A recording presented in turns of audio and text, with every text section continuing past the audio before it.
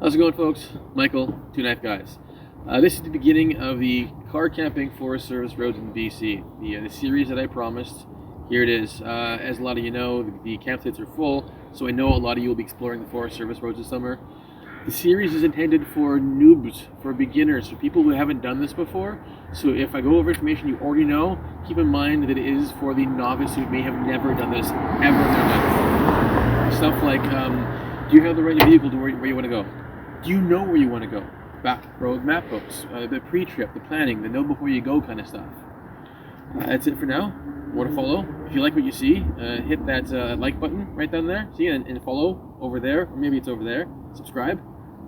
Thanks. Let's talk about the pre-trip. Let's talk about telling somebody where you want to go first. Okay, so if you're finding a spot you want to go, tell at least two different people in two different households where you're planning on going. If you have a plan B, if you have a plan C.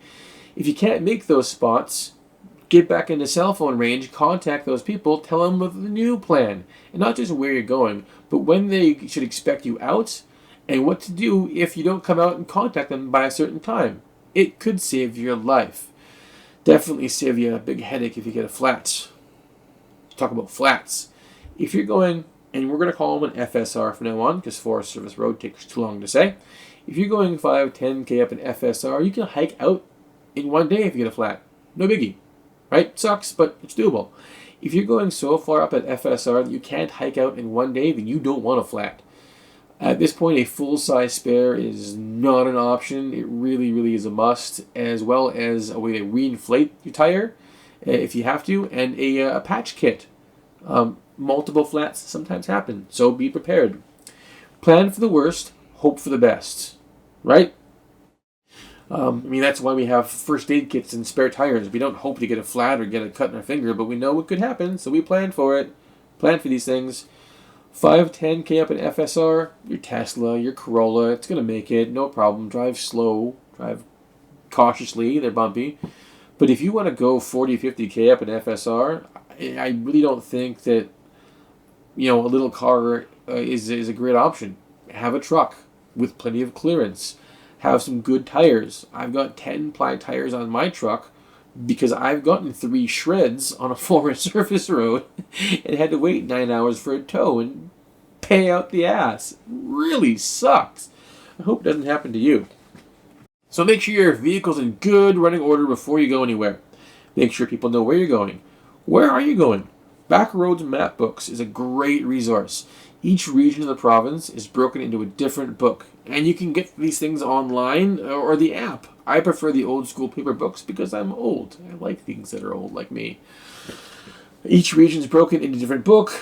Open that book, figure out where you want to go. Can the vehicle you own realistically get to where you want to go? Cool, it can. Start packing your vehicle. When you're packing your vehicle, pack your cooler in last. So when you stop at that pit stop for a beverage, you're not digging out under your tent and your tarps and your barbecue to get to the cooler. It's right there at the end, in the trunk or wherever you're packing it. Also, don't waste your money on cubed ice. Unless you want to put cubed ice in your drink, wash out some milk jugs or pop bottles. Wash them out, rinse them, fill them full of clean water, freeze them for a few days beforehand. Those will keep your cheapo Coleman cooler cold, full of food for like 3 or 4 days. 3 2-liter bottles, frozen solid, will keep a packed cooler cold for days. This is important. Pack your cooler full. If you have some dead airspace, things will warm up faster. No, I'm not a scientist. I don't have some formula to give you. I just know from personal experience that a half-empty cooler warms up faster. It happens. Alright. Other things that are a pain in the ass besides warm coolers. Cops. No, I'm not saying all cops are a pain in the ass, but when a cop pulls you over for speeding and gives you a ticket, that can be a pain in the ass.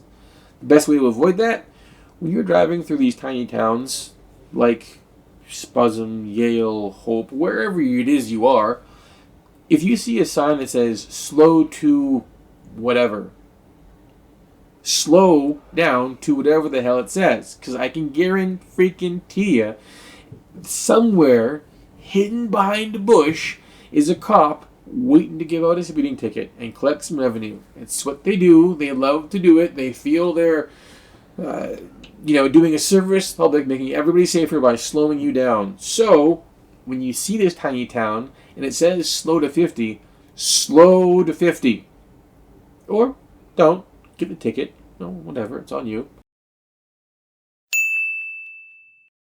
While you're in these tiny towns, once COVID is slowed down and it's safe to do so, please stop. Pick up some jerky or fried chicken. Grab a beverage.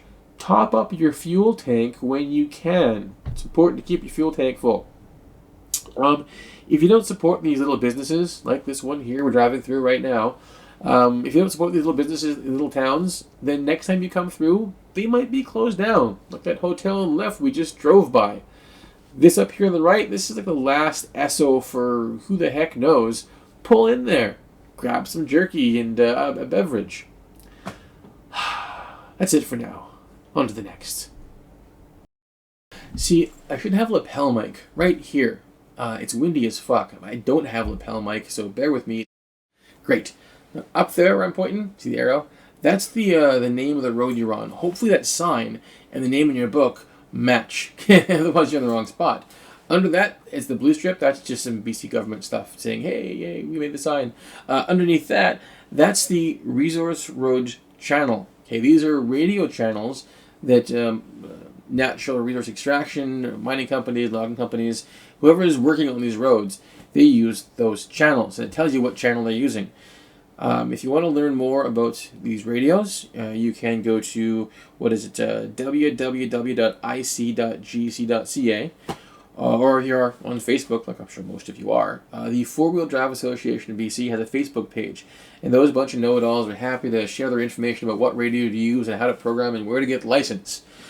That big white part of the sign there, that tells you what to do with that information. So this is the channel we're on. We want you to call the even kilometers going up or the odd kilometers going down, so the trucks know where you're going and they can avoid a collision. Now, if you don't want to get one of these radios and the license and go through the headache, it's a minor headache and it could be a lifesaver, but if you don't want to do that, then just assume that around every single corner is a Forrest work truck, a logging truck, something bigger than you are, and it can just off the cliff you go. If you're not careful, it drives you off the edge. So drive cautiously. Assume they're around every corner. Drive slowly. Man, watching me like this is kind of like watching an old Japanese movie. I'm waiting for Godzilla to appear behind me. Okay, on to the next. So, the road in the book and the road you're on matched up. At this point, you're going to want to let some air out of your tires. Go ahead and pause the video and go over to Google and Google airing down your tires. 4x4 association, that kind of stuff. Okay, cool. So by now I'm sure you spent the past half hour looking at the pros and cons of airing down your tires. My tires, normal street driving, 40 psi max. I will air down to 20 or less, depending on conditions. And having less air in your tire allows your tire to flex around sharp objects like sharp rocks, as opposed to the sharp rock being poked through the tire. It also smooths the ride out a bit and gives you better traction.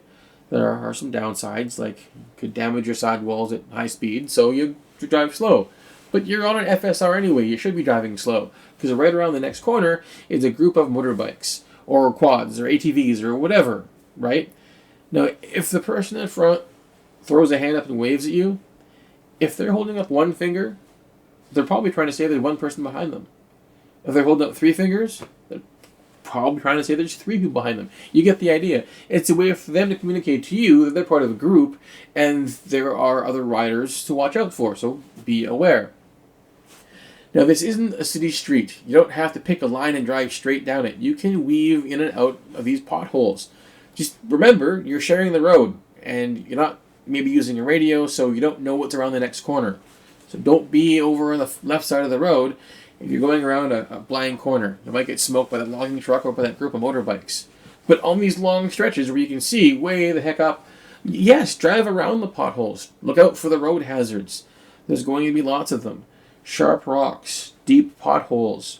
Some of these areas will say, no stopping slide area. They're not kidding. I was driving up, where the heck was I? The Chehalis Forest Service Road, a couple summers ago, and a toilet bowl sized rock comes whipping down the mountain, and I didn't realize it until it was way too late, and it, boom, hit the front of my truck.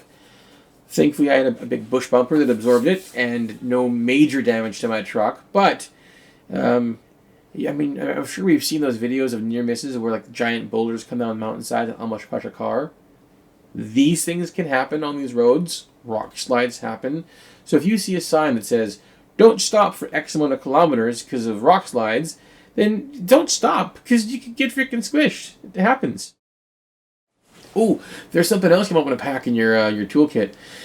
It's entirely possible that one day you're going to get a small hole in your radiator. So pack a way to plug that hole if you have to. Let's talk about trees. Trees that fall across road. That happens all the time, actually. You're definitely going to want to bring something with you to cut through trees that fall across roads. Aha. Like that one right there. Someone already cut this one, and we're able to drive through it. Yeah, see? But that person probably had a chainsaw. Do you have a chainsaw? You have a folding saw? Do you have anything to get through a tree? We'll talk about that later on. But just know that we will talk about saws later on. Alright, great. So, this is a very common sight along Forest Service roads. Bridges, rivers, it's a normal thing. What you'll often find beside these bridges are decent campsites. That's a thing. It's I don't know, it's like a little, I don't even know why, but most of the Forest Service roads I drive up and down, you'll find spots just like this, just on the other side of a bridge. And this is a pretty good spot. This would be a good spot for a couple of groups, a couple of cars. Now, just because you see a fire pit doesn't mean it's a good spot to camp. People pick bad spots to camp all the time. This, however, I don't think is one of them.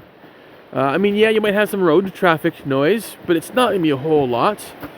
You've got access to tons of fresh water, and depending on where you are, you might want to boil or filter in some way. That doesn't look the cleanest of water, so I definitely filter it. Let's check out the other side of the road. Go for a quick walk over here.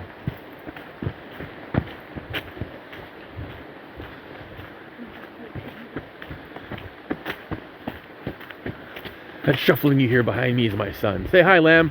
Hi.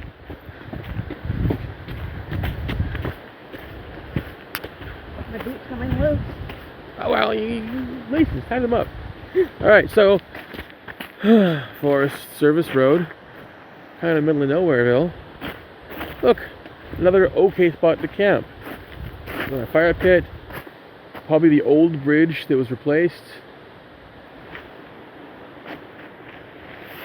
This is the kind of stuff you expect. Alright, so you pulled over beside that bridge, you find that spot, you saw a fire pit, you thought, hey, this might be a good spot. There's a creek. There's tons of room. It's a great spot to camp. I found a great spot. Hey, uh-oh, wait a second. What's that back there? Oh, now you see that? Let me zoom in a little bit. That there is still water. Still water means mosquitoes. So this time of year, end of March, mosquitoes won't be that bad. But if you see that kind of standing water later in the summer, it's going to be full of mosquitoes, and I guarantee you're going to have a really bad time. Now, some of you might be even allergic to mosquitoes. Oh, there it is. There's one right there. There's one little blood-sucking bastard right in front of me. Just be aware of it. So when you hop out and you think you found a good spot, do a little reconnaissance. Walk around 100 yards. Look for this kind of stuff.